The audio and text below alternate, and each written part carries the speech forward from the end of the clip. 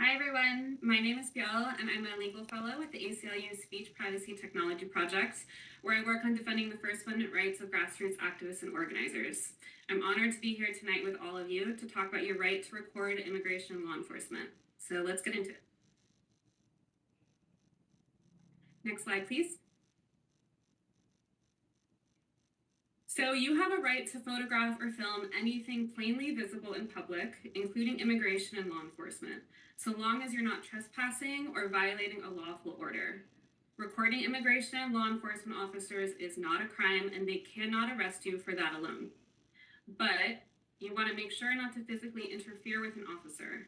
The First Amendment does not protect interference or obstruction. And we'll talk more about this later, but maintaining a reasonable distance from the officers reduces their ability to falsely claim that you were interfering or obstructing while you were recording. And we also just want to note that on private property, the owner can set rules about photography or video. If an officer demands to see your phone or tries to take it from you, remember that they do need a warrant. Without a warrant, law enforcement may not confiscate or view the contents of your digital devices, nor may they delete your data. Some important limitations to keep in mind. While you do have a right to record law enforcement in public places, there are some important limitations. The First Amendment does not protect civil disobedience. Even if your motivation is law enforcement accountability or sharing immigration enforcement abuses with the public, you can still be subject to punishment for breaking otherwise valid laws. So, for example, many states have hands-free driving laws, and those laws make it illegal to have your phone in your hand while you're driving. In that case, if you're recording ICE from behind the wheel while you're driving and holding your phone, you could still be pulled over or cited for breaking that law. And remember that if you're obstructing or physically interfering with their operations, you can be arrested and punished for that, even if you were doing so to express yourself. And as a side note, since we're talking about recording, some states do have two-party consent laws that would apply in private interactions. So when you're thinking about your right to record, keep that in mind. Next slide, please. Even though you do have a right to record immigration and law enforcement in public, that doesn't mean that it doesn't still carry risks. And so we want to talk about them today. As we've seen time and time again, from LA to Minneapolis, many officers are still retaliating against people who record them. Some of them are reacting harshly to those who record their activities, including by threatening and making arrests or worse. And even though that kind of retaliation is an illegal violation of your constitutional rights, and the fact that it's illegal may protect you from prosecution and punishment once it goes to a judge, that's still a painful and draining process to have to go through, so we want to minimize the risks however we can. And as we've all seen, agents might respond with physical force, they might pull out their guns, they might spray chemical irritants or assault people.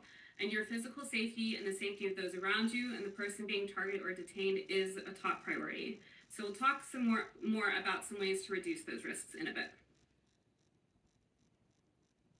We had whistles, they had guns. So we also want to give you a note on whistling. One increasing tactic, which was first popularized in Chicago, has been the use of whistles to warn neighbors that the danger of immigration enforcement is present in the area. When ICE or Border Patrol agents are spotted, the whistles ring out as an early, fast, decentralized warning system. And the sound of whistles brings neighbors who are willing to assume the responsibility of bearing witness out of their homes to observe and document. It also enables those who don't want to be exposed to this activity to stay away. That could include parents who prefer to shield their young children from trauma. It also includes people fearful of being targeted, harassed, or subject to unlawful stops, questioning, and excessive force, regardless of their immigration status. When whistles blow, reports are made to local immigrant rights groups, observers are alerted, and abusive enforcement tactics are less likely to go unseen, unheard, and unaccounted for. So whistles are a clear and recognizable way to signal to others nearby that help is needed and that abuses of power might be occurring, or to summon others to lawfully document and record immigration enforcement. But there are some considerations to take into account if you plan to use whistles or other forms of communication to alert others about nearby enforcement operations. Whistling in this context actually hasn't been tested in court yet, so we can't predict for certain how courts will view whistling. But what we can offer you today is an analysis drawing from general First Amendment principles regarding free speech and the right to protest. So here are some basics for you to keep in mind. You have a First Amendment right to share or report information about what law enforcement officers are doing in public and where they're doing it. You also have a First Amendment right to peacefully protest, which includes the right to express your opposition to law enforcement activity, whether that's through silence or through communication intended to be heard by people nearby. But remember, you do not have the right to interfere with or obstruct law enforcement officers from performing their duties, and you can be criminally charged for doing so. Next slide, please. That's the right slide. So whistles, when specifically used to interfere with enforcement operations, are not likely to be viewed by courts as a protected First Amendment right. The First Amendment does not protect an attempt to help someone evade detection if you know, or if you're acting in reckless disregard of the fact that the person in the country is in violation of immigration law.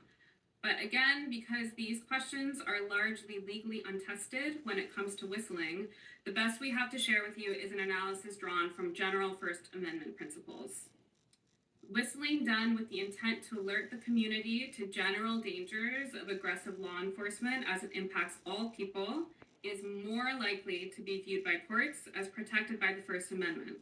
So that includes whistling to summon willing observers to come out and bear witness in the hope of deterring abuse and holding officers to account. That includes whistling to warn vulnerable and risk-averse neighbors of the threat of excessive force, harassment, and wrongful arrests, especially if they're perceived to look or sound undocumented. Whistling to alert parents who wish to shield children from the trauma. These are all situations in which we think that the First Amendment is more likely to protect this in the eyes of the court. To be clear, when we say more likely, we are saying more likely because no cases have yet tested whistling specifically in this context, so we can't predict for certain how courts will view the activity at this time.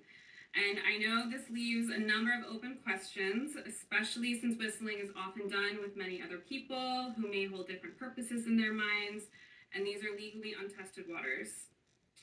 In addition, ordinary rules prohibiting obstruction, physical interference, and creation of safety hazards always apply, as well as local noise ordinances. So blowing a whistle will not shield you from being charged with other crimes. In considering whistling, given these uncertainties, you can also always consult additional and especially more local expert resources. And finally, whistling may antagonize law enforcement agents, and therefore you will also need to assess your own personal safety risks for yourself, separate from even risk of arrest or prosecution. Your personal level of risks there may also depend on the history of other activities or actions regarding immigrants and law enforcement, or the histories of the people with whom you're coordinating. Now, I'm going to pass it to Maribel to tell us more about ways to reduce risks while recording immigration and law enforcement. About the risks, because those are very real, right? We are seeing it.